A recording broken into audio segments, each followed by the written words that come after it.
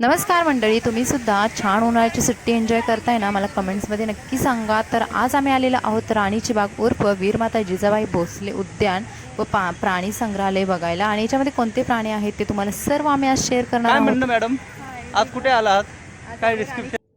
तर हे उद्यान आहे भायखळा स्टेशनपासून अगदी 5 ते 10 मिनिटाच्या अंतरावरती. तर इथे बघा एंट्री गेट आहे आणि इथे प्लास्टिक अलाउड नसल्यामुळे तुमच्या ज्या पण वॉटर बॉटल असतील प्लास्टिकच्या तर ते इथे काढून घेतल्या जातात. त्याऐवजी तुम्ही येताना स्टीलची बॉटल स्टीलचे टिफिन घेऊन या. आणि त्यामुळे तुमचं आतमध्ये जे पाण्याची सोयसुद्धा व्यवस्थित आहे, काहीच गरज नाही आपण बॉटल्स वगैरे आणण्याची. आणि त्यानंतर आता आम्ही इथे एंट्री केलेली आहे. एंट्री फीज आहे पर पर्सन 50 रुपये.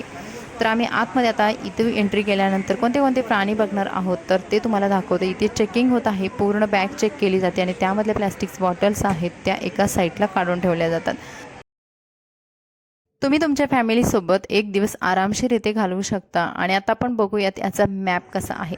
तर इथे मॅप दिलेला आहे आणि याच्यावरून तुम्ही समजून जाऊ शकता की आपल्याला कोणत्या साईडला कोणते प्राणी बघायला भेटणार आहेत. तर हा मॅप तुम्ही व्यवस्थित लक्षात ठेवलात तरी तुम्ही अगदी कमी वेळेमध्ये सुद्धा ही बाग एकदम व्यवस्थित प्रकारे फिरू शकता. तर इथे मॅप बघून आम्ही सुरुवात केलेली आहे इथून. तर आता पहिला प्राणी कोणता बघायला भेटतोय चला बघूयात. तर आता तुम्हाला समजलंच असेल इथे प्राणी पण दिसत आहे आणि आम्ही बघितलेला आहे सर्वात पहिल्यांदा हत्ती. तर इथे एकच आम्हाला हत्ती दिसला. आतमध्ये भरपूर असतील का नाही माहीत नव्हतं, पण हा हत्ती मस्त असा सावलीला एन्जॉय करत होता. हत्ती वगैरे प्राणी असे जे असतात ते आपण जे हे प्राणी संग्रहालय आहे त्याच्या व्यतिरिक्त सुद्धा बाहेर वगैरे सुद्धा बघू शकतो. तर हा हत्ती बघितला आम्ही आणि ते जास्त टाईम स्पेंड न करता पुढे गेलेलो आहोत. आता पुढे इथे तुम्हाला दुसरा प्राणी आम्ही दाखवणार आहोत जे की आपण लहानपणी त्याच्यासोबत खूप एन्जॉय केलेला आहे आणि सध्या तो गायबच आहे, कारण तो जास्त आपल्याला दिसत नाही किंवा लहानपणी जी क्रेज होती बघण्याची ते नाही आता सध्या. तर कोणता प्राणी आहे तर तुमच्या थोडंफार लक्षातसुद्धा आलं असेल. तर आपण इथे बघणार आहोत अस्वल. की आपण जेव्हा लहान होतो तेव्हा म्हणजे मला तर चांगलं आठवते की जेव्हा आम्ही लहान होतो तेव्हा एक काका यायचे अस्वलाला घेऊन आणि ते थंडीच्या महिन्यामध्ये यायचे आणि त्यावेळेस मग आम्ही त्याचे पाठीमागून केस ओढ असे हे काहीतरी प्रकार करत राहायचो. आणि ते सुद्धा आम्ही अस्वल बघितल्यानंतर मला जे माझ्या बालपणीच्या आठवणी आहेत त्या जाग्या झाल्या आणि हा अस्वलसुद्धा मस्त असा इथे एन्जॉय करत होता.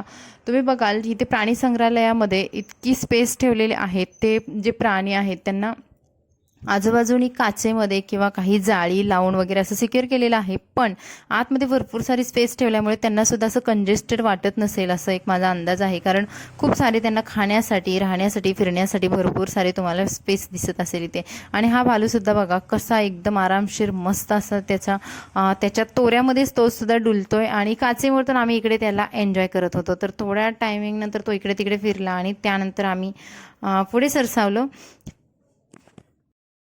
भरपूर सारे लोक इथे फोटो काढण्याचा व्हिडिओ बनवण्याचा जे आनंद आहे ते घेत होते, कारण आपण जेव्हा मोबाईलमध्ये कॅप्चर करतो तर ते नंतर आपल्याला रिपीट बघायला होतं. आणि इथून जाताना सुद्धा अशी जी भिंत होती की बघा खूप छान प्रकारे डिझायनिंग वगैरे केलं होतं आणि आतमधलं वातावरणसुद्धा खूप छान वाटत होतं की एवढा भरपूर सारा उन्हाळा घाम भरपूर येत होता तरीसुद्धा म्हणजे जे बघून नेचरसुद्धा आपल्याला मनाला गारवा वाटत होता. तर आता त्यानंतर आपण बघणार आहोत तिसरा प्राणी आणि हा आहे वाघ. तर तुम्ही बघाल इथे पहिलं टायटलच मी तुम्हाला दाखवलेलं आहे. आणि खरं सांगायचं म्हटलं तर मला राणीच्या बागेमध्ये सगळ्यात जास्त बघायला जी मजा आली तो वाघ बघण्यासाठी. तर सुरुवातीला आम्ही बघितलं, थोडा वेळ वेट पण केला कारण वाघ एका कोपऱ्यामध्ये तिकडे बघा तुम्हाला दिसत असेल, आता झूम करून दाखवते. तर तिथे तुम्हाला 2 वाघ दिसत असतील आणि ॲक्च्युली ते 3 वाघ होते असं बोलत होते, पण हा वाघ बघाल तुम्ही आपल्याला दिसताना खूप असं लांबून जो छोटा वाटतो पण तो खूप मोठा असतो. आणि पाण्यामध्ये तुम्ही बघाल जर तो जंप वगैरे केलं तर त्याची जंप आपल्या हाईटपेक्षा सुद्धा म्हणजे मनुष्याच्या हाईटपेक्षा सुद्धा उंच जाते असं मी त्या दिवशी बघितलं. आणि हा पाण्यामध्ये छान एन्जॉय करत होता. त्यानंतर आम्ही भरपूर सारं म्हणजे त्याला हात लावण्याचा असं त्याला थोडंसं आपल्याकडे अट्रॅक्ट करण्याचा भरपूर प्रयत्न करत होतो आणि मस्त असं एन्जॉय केला. जर छोटी मुलं असतील तर त्यांनासुद्धा आपण असे जे प्राणी असतात ते जर प्राणी संग्रहालयामध्ये दाखवले तर ते खूप म्हणजे त्यांच्या डोक्यामध्ये ते बसतं.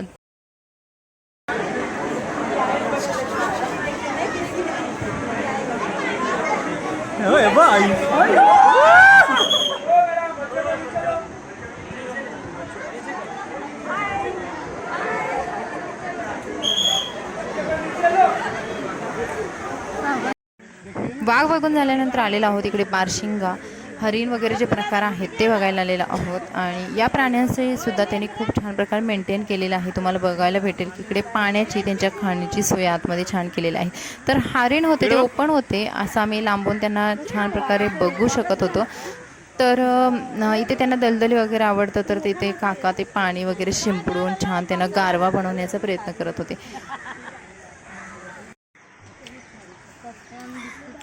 काय खाताय?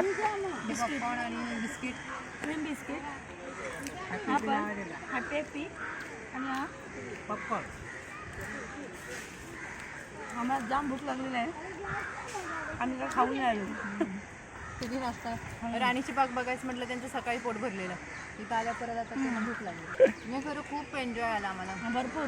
आणि वाघ बघितल्यानंतर तर खूपच भारी वाटलं. एकदम म्हणजे पैसा आमचा वसूल झाला छान. मस्त पैकी. कसे तुम्हाला घरातले वाघ बघून कंटाळा आलेला म्हणून तुम्हाला दुसरे वाघ दाखवायला आणले. आहे ना? घरातले वाघ आहे ते बिगर डरकाळी फोडणारे वाघ आहे. डरकाळी फोडणारे वाघ. आम्हाला डरकाळी फोडू देत नाही, त्यामुळे आम्ही डरकाळी फोडत नाही. आम्ही डरकाळी फोडलं, तुम्ही थांबाल काय खातात? पण हे बघा इथे आहे, द्या नाही तरी.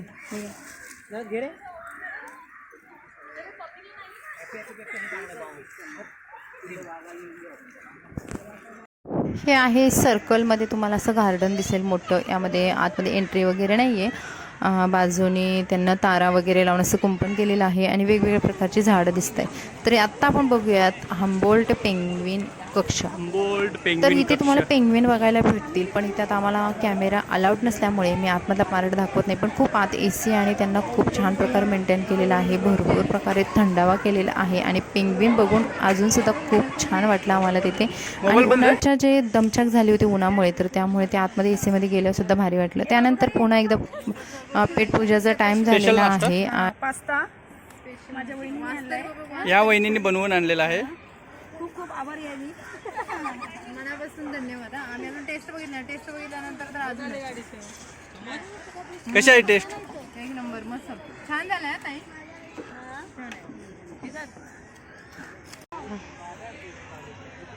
चला ना आता, का तिला विकत घ्यायचंय काय? हा, विकत घेऊन चाललो आता.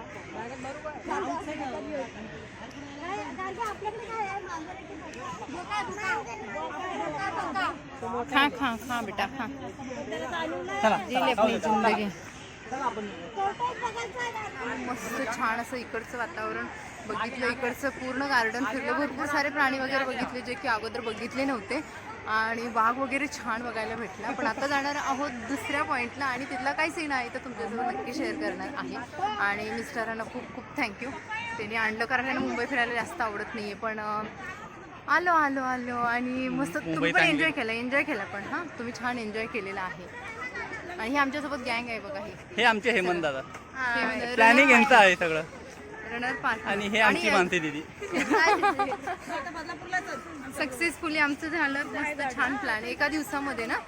असं होत नाही, प्लॅन केलं की अनप्लॅनच होत राहतो, तो अनप्लॅनच राहतो.